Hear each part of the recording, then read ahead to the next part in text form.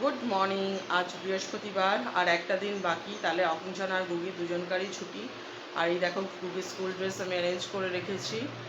আর এই যে ব্যাগ, আজকে ওদের স্কুলে ড্রয়িং আছে। আর এটা হচ্ছে একটা ফাইল ওদের বলেছিল পাঠাতে, সেইটা।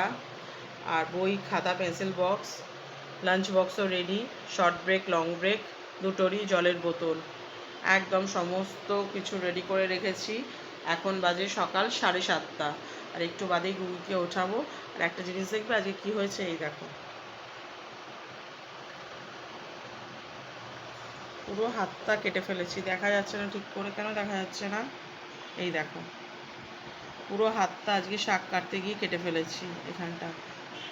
কি প্রচণ্ড ব্যথা করছে। যাই হোক, এই যে, চলো টাটা, গুগিকে ওঠাই আর নেক্সট কাজটা সারি, আবার তোমাদের সাথে পরে কথা হবে। টাটা।